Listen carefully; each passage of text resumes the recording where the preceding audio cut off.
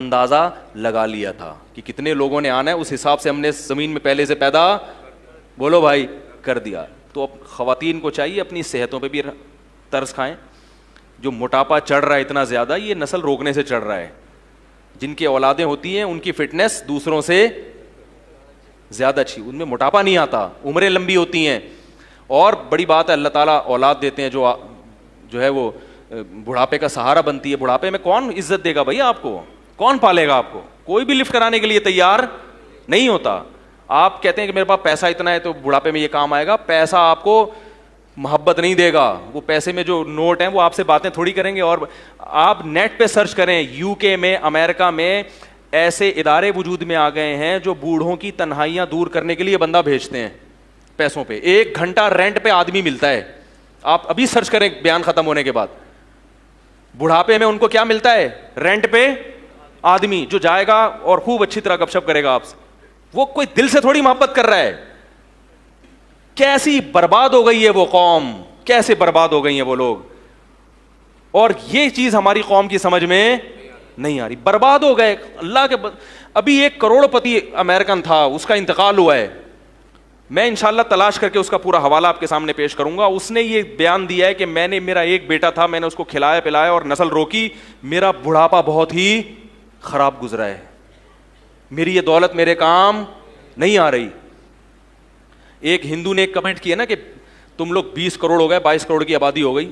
Sorry, Pakistani تھا وہ, کہہ رہے ہیں ہم لوگ پاکستان میں 22 کروڑ ہو گئے, اس مولوی کو دیکھو کیا کر رہا ہے. تو مجھے خیال ہوا میں اس کو بولوں اس 22 کروڑ میں تم بھی ایک ہو. اگر یہ 22 کروڑ غلط ہیں تو تم بھی کیا ہو؟ بولو نا, غلط ہو. اس کا مطلب تم بھی غلط پیدا ہوئے ہو, تمہیں پیدا ہونا نہیں چاہیے تھا. ہر آدمی اپنے بارے میں کہہ رہے میں تو ٹھیک پیدا ہو گیا, لیکن یہ جو آبادی 22 کروڑ ہو گئی, جو 21 کروڑ 90,999 ہیں, یہ کیا ہیں؟ غلط ہیں. تو بھائی جیسے ہمارے والدین کا سب سے بڑا احسان کیا ہے کہ وہ ہماری حیات کا سبب بنے, ایسا ہی ہمارا اگلی جنریشن پہ سب سے بڑا احسان کیا ہوگا کہ ہم ان کو زندگی دینے کا سبب بنے ہوں گے. سمجھ میں آ رہی ہے نا؟ انگلش میں تو نہیں باتیں کر رہا میں. تو جو بھی یہ بات کرے نا کہ اتنی آبادی غلط ہے, تو اسے بولو پھر اس غلط میں تم بھی ہو. ٹھیک ہے, تمہارا پیدا ہونا بھی کیا تھا؟ غلط تھا, کیونکہ اس آبادی میں تم بھی ہو. وہ کہتے ہیں آبادی بڑھنے سے غربت ہوگی, تو اس غربت کا سبب تم بھی بن رہے ہو. تو بھائی وہ کہے گا کہ بھائی میں ہم ہی تو ہیں اس کائنات کے لیے, اللہ نے ہمیں تو بنایا ہے نا. دیکھو جب آپ کے گھر میں مہمان آتے ہیں اور وہ کھانا نہیں کھا رہے, وہ کہیں گے ہم نے کھانا کھایا تو کم پڑ جائے گا, تو میزبان کہے گا بھائی کم پڑے گا تو کم پڑنے کے لیے تو ہم نے بنایا ہے, تمہارے لیے بنایا ہے. تو یہ اللہ نے کائنات بنائی کس کے لیے؟ انسانوں. اسی کو روک رہے ہو کہ یہ نہ آئے. ٹھیک ہے نا, تو اس کو بچا کے کرنا کیا ہے؟ چند لوگوں کے مفاد ہیں کہ وہ ارب پتی بننا چاہتے ہیں. اچھا یہاں بھی ایک بات بتاؤں, معیشت میں جو توازن پیدا ہوتا ہے نا, وہ بھی گروتھ ریشو بڑھنے سے ہوتا ہے. کیونکہ جب آپ کی نسل زیادہ ہوگی تو جائیداد کیا ہوگی؟ کئی لوگوں میں, بولو بھائی, ڈیوائڈ ہوگی.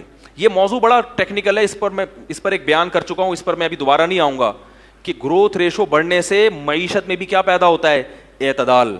یہ بڑا زبردست, اس میں اگر آپ بھی دلائل دینا شروع کروں آپ حیران ہو جائیں گے کہ واقعی مولوی صاحب بڑی زبردست بات کی. لیکن ابھی موضوع کیا ہو جائے گا, بالکل چینج ہو جائے گا. اور ایک آخری سے آخری بات نکلتی ہے, ایک اور بات یہ کہ یہ جو نسل روکنے کا تصور آیا ہے نا, اس سے جو جاہل خاندان ہے نا ان میں اضافہ ہوتا ہے, اور ایجوکیٹڈ لوگ معاشرے میں کیا ہو جاتے ہیں؟ اچھے خاندان کم. یہ انگریز نے لکھی ہے بات.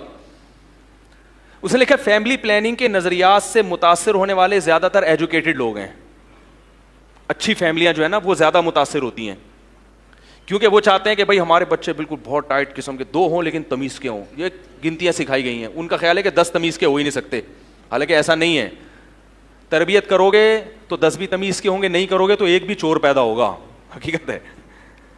آپ بڑے ملک کے بڑے بڑے چور ہیں نا, ان کے ابا اماں کی رپورٹ دیکھیں, ان میں آپ کو 10 والے بھی ملیں گے اور اکلوتے بھی ملیں گے.